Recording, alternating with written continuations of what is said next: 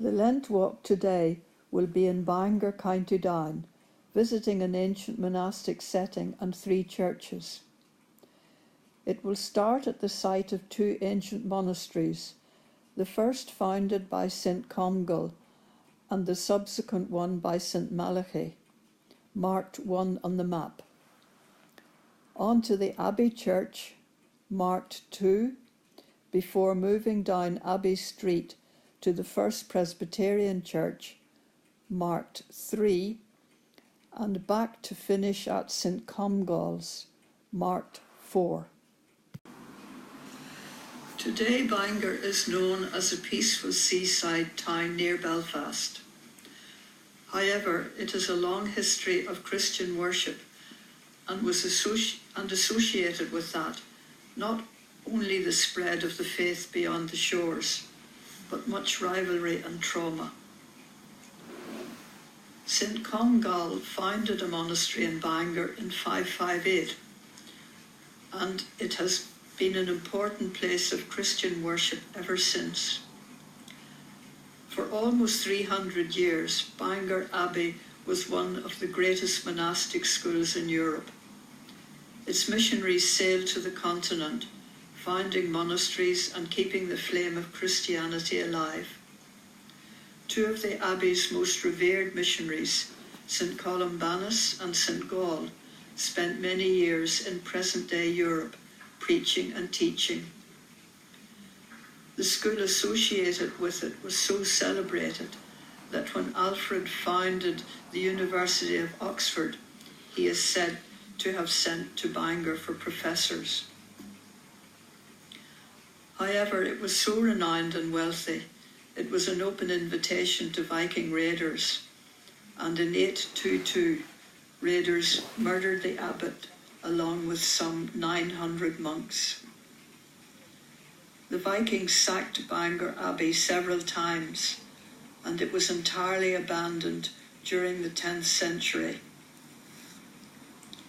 It was revived by St. Malachy around 1140 and continued to flourish for some time, sending its monks to establish religious settlements in Europe. St. Malachy built the first stone church and introduced the Augustinian order of monks. It became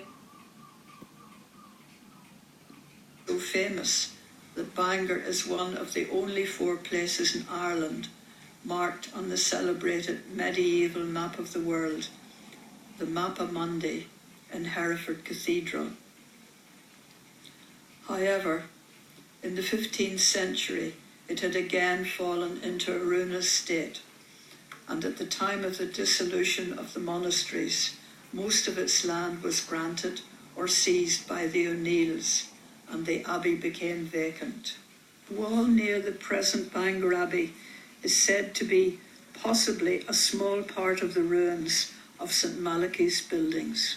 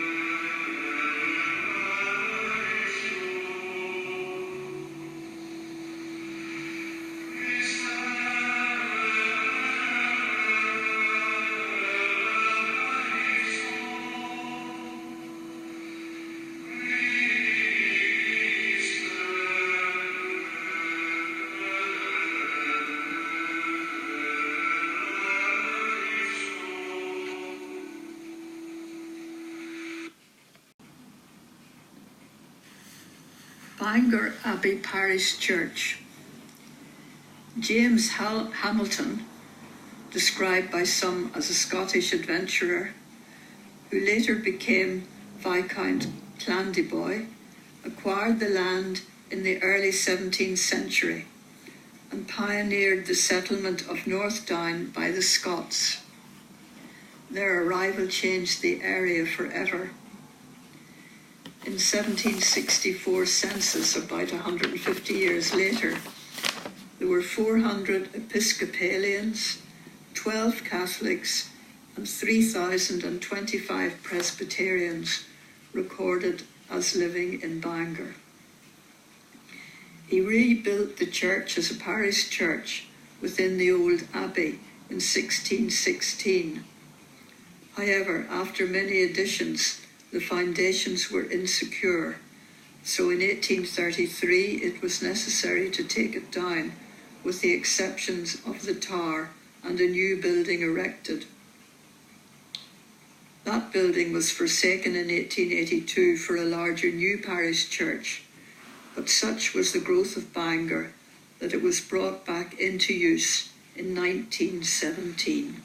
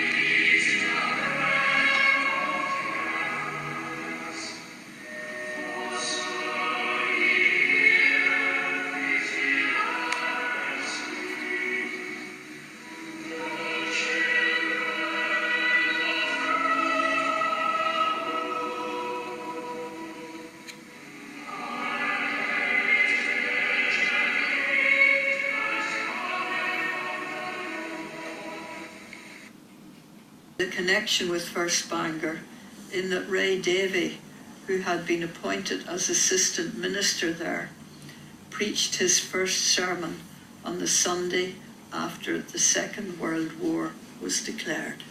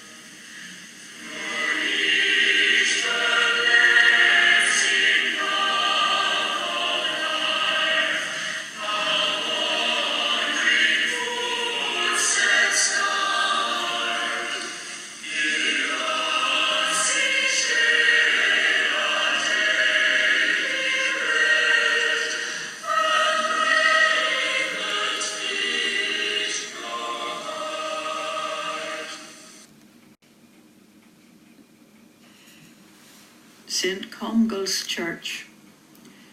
During the Scottish colonisation of the early 1600s, only a small number of Catholics remained in the area, worshipping mainly in nearby Ards and Saintfield, with occasional summer services in Bangor, in an empty house on Ballymagee Street, now High Street.